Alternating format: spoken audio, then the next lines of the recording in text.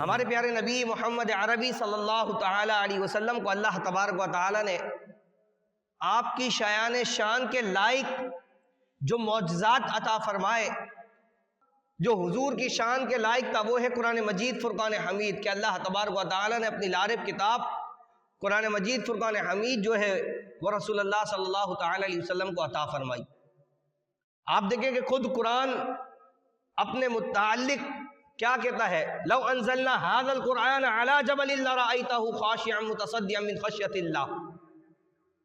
کہ اگر اللہ فرماتا ہم اس کو پہاڑ پر نازل کر دیتے، پہاڑ کے اوپر، اللہ فرماتا یہ پہاڑ ریزہ ریزہ ہو جاتا، اللہ کے خوف سے، اللہ کے ڈر سے، اللہ کی خشیت سے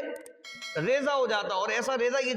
دھوپ کے اندر اڑنے والا جو ذرات نظر آتے ہیں، اس ذرات کے معنی جو یہ بڑے بڑے پہاڑ جو ہے وہ اس طریقے کے ہو جاتے، اتنی اس کی ہیبت جلال تھا۔ لیکن یہ سینہ مصطفیٰ صلی اللہ تعالی علیہ وسلم کہ جس پر رب تبارک و تعالی نے کلام نازل فرمایا، اور جب سب سے پہلی وحی حضور علیہ الصلوۃ والسلام پر نازل فرمائی، اقرأ بسم ربک الذی خلق، خلق الانسان من علق، اس کی 5 آیت سورہ علق کی 5 آیت مبارکہ اللہ تبارک و تعالی نے نازل فرمائی، تو آپ اپنے گھر تشریف لائے اور آپ حضرت خدیجہ سے فرماتے زملونی، کہ مجھے چادر اڑاؤ، مجھے کمبل اڑاؤ۔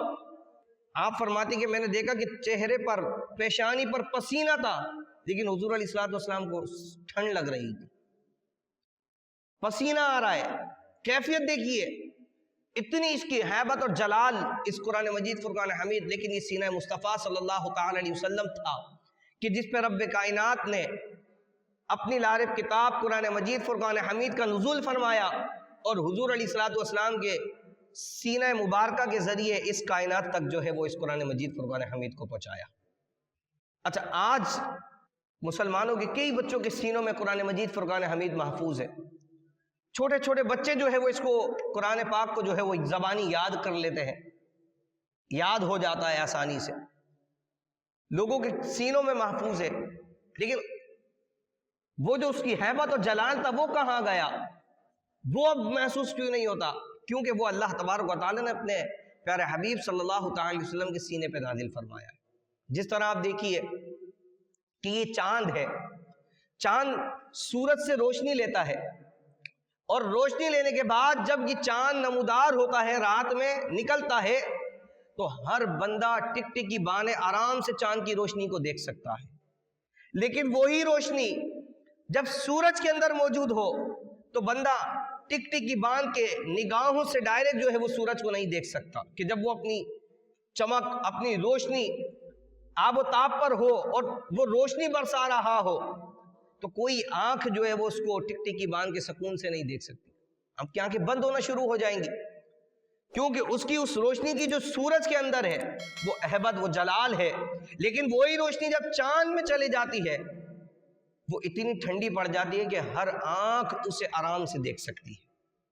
تو یہی تھا، یہ سمجھانے کے لیے تھا کہ بلا تشبیہ اگر اس بات کو سمجھیے کہ قرآن مجید فرقان حمید رب تبارک و تعالی سے نازل ہوا، اللہ نے نازل فرمایا حضور علیہ الصلوۃ والسلام کے سینے پہ، یہ وہ سینہ تھا جس نے اس قرآن مجید فرقان حمید کی جلالت، ہیبت کو برداشت کیا، اور پھر حضور علیہ الصلوۃ والسلام کے سینے سے مسلمانوں کے سینوں میں منتقل فرمایا اللہ تبارک و تعالی نے۔ تو یہ حضور علیہ الصلوۃ والسلام کی شایان شان کے جو لائق تھا